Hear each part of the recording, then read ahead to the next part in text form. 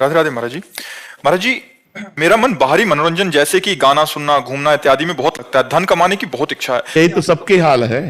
किसी किसी तो हम कहते हैं कि अगर संगीत ही सुनना है तो भागवतिक सुनो। जैसे राधा नाम को कई धुनियों में गाया जाता है, तो आपको फिल्मी धुनी सुनने की इच्छा है तो बहुत से भगवान नाम कीर्तनों को धुनियों में गाया जाता है। उसी धुनी में नाम को गुनगुनाओ ना, राधा राधा राधा, वही धुनिया सुनो, लेकिन नाम को उसमें जोड़ करके सुनो तो हमें लगेगा कि वो भजन बन जाएगा, वो तुम्हारे जीवन को शुद्ध कर देगा। अगर यही सब बना रहा संसारिकता, तो फिर नष्ट हो जाता है जीवन।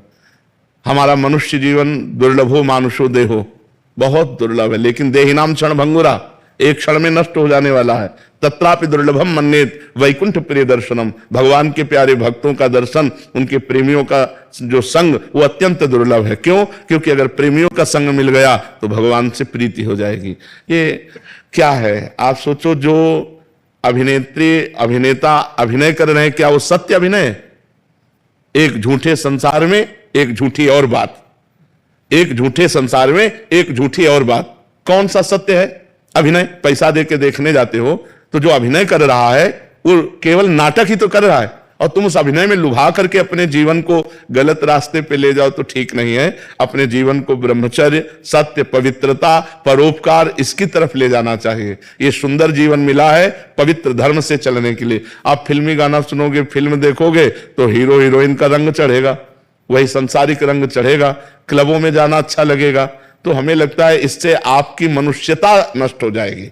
देवत्व और भागवतिक बात तो जाने दो, जो हम देखते हैं, जो हम सुनते हैं, वैसा ही हमारा विचार बनता है। जैसे विचार बनते हैं वैसे ही हमारे आचरण होते हैं। इसलिए हमें चाहिए, हम शुद्ध विचार वाले बनने के लिए हम शुद्ध दृश्य देखें। देखो रामानंद सागर की रामायण देखो, भाव में भर करके आप महाभारत देखो, कृष्णा देखो। अगर आपको सीरियल ही देखने तो भागवतिक सीरियल देखो। क्या उसमें सुंदरता नहीं है? क्या उसमें रोचकता नहीं?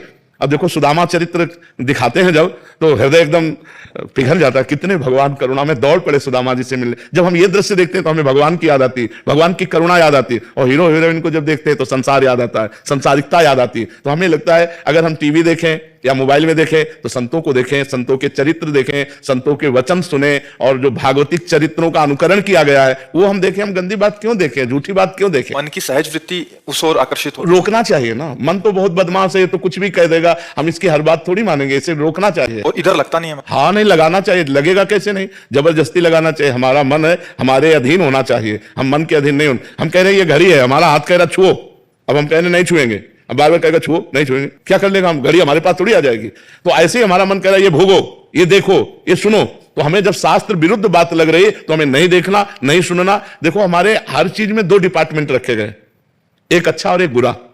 जैसे भोजन, 56 प्रकार के भोग ठाकुर जी के लगते हैं। आप अच्छे से अच्छा भोजन बनाइए, ठाकुर जी को भोग लगाइए, पाइए इसके लिए, पाइए इसके लिए, निश्चित नहीं। अगर आपकी जबान पाना ही चाहती है, स्वाद ही लेना चाहती है, तो 56 प्रकार के भोग ठाकुर जी के लगते हैं। रसोइयों, जो रसोइया है उनसे मिलिए, आप अच्छे से अच्छे पदार्थ बनाइए, पाइए। बुरा भोजन मत।